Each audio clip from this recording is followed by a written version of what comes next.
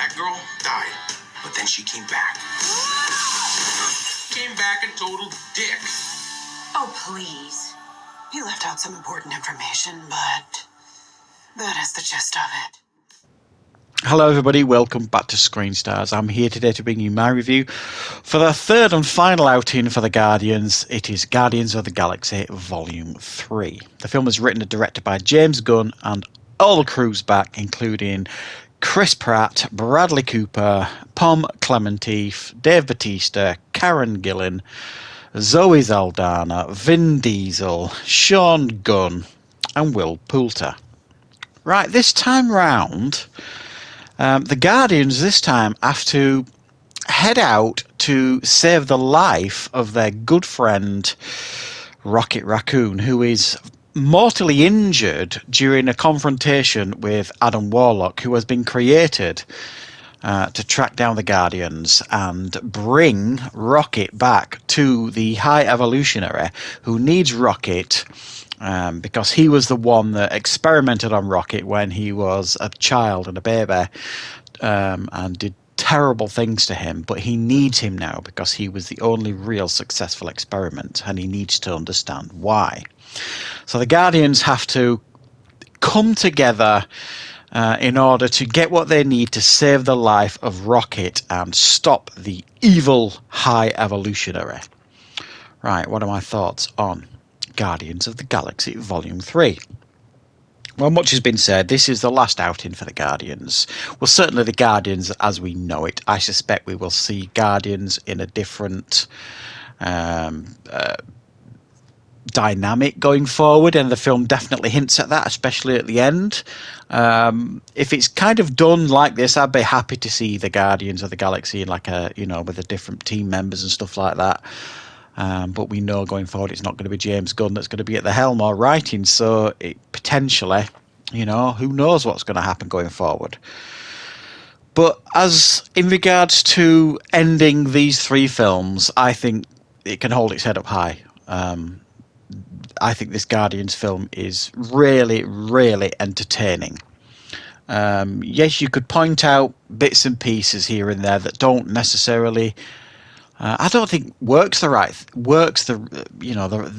thing to say. Really, I don't think there's anything wrong with this film at all. You could argue that the stakes never really felt as high as certainly the first film, and arguably the second film.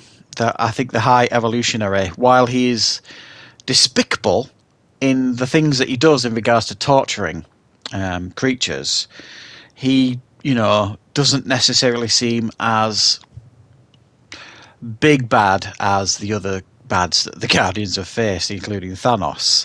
But he makes a tangible villain because it taps into something in all of us, animal cruelty and all this kind of stuff, and he really is despicable. And I think one of the things this film does absolutely right is we get to learn a lot about Rocket and his early life and the absolute torment that he went through at the hands of the High Evolutionary. It captures it brilliantly. It really, really does, and it's heartbreaking as well. And when the Guardians kind of find out what he went through, sort of thing, they're absolutely horrified. So the film, I think, is brilliantly light for the majority of its runtime, in a sense of, the comedy's there, the fun and the action and the adventures there. But it also, when it does dip its toes into the dramatic side of things, it does that reasonably successfully as well. You could argue at this point it's leaned a little bit too heavily into the comedy, but that, I suppose, depends on you as an audience member. I really like it. There was more than a few times the sense of humour in this film had me, giggling like a schoolboy occasionally. It was funny. No getting around it. And I don't just mean like the interactions between all the characters. I just think their chemistry is magic. It really is. And the writing's so good, everybody gets their moments to shine, whether it be a dramatic scene or a funny scene. Nobody, again, more so than Dave Bautista and Pom Klementieff. They're brilliant. They've got fabulous chemistry. But everybody else is great too. Chris Pratt's great. Everybody's funny. We see pretty much a fully grown Groot now.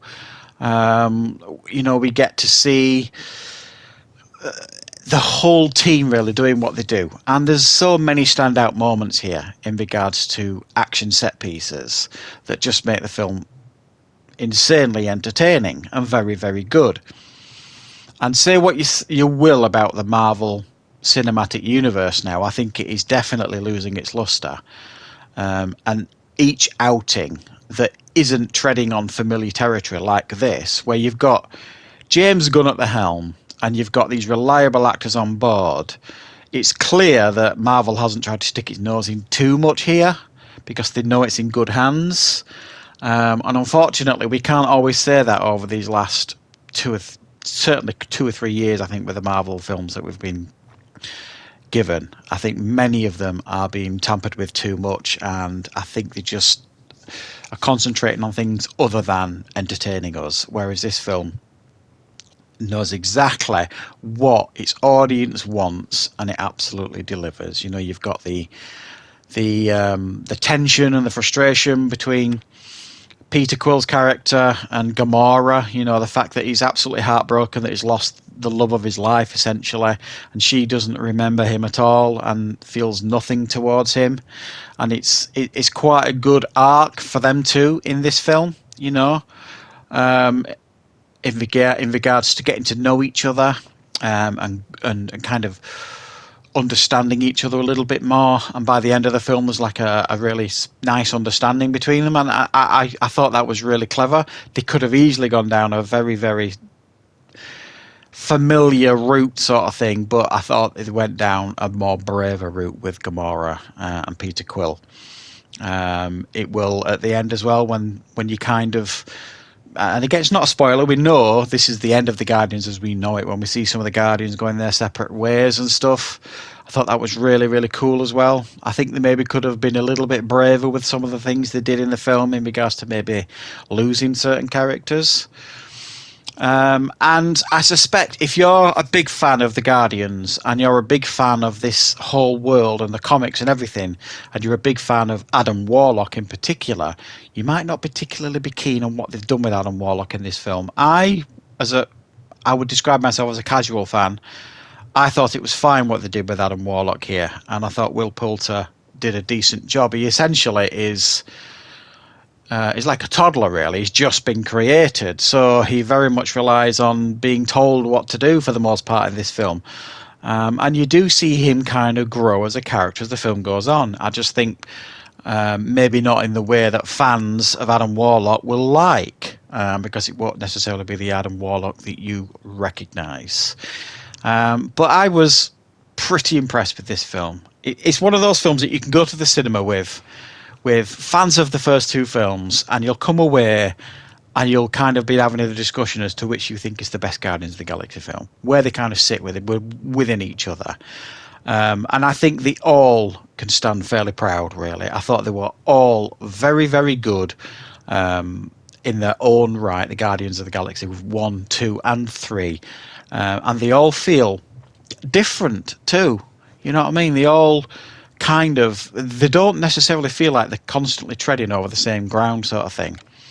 And the writing always feels kind of fresh.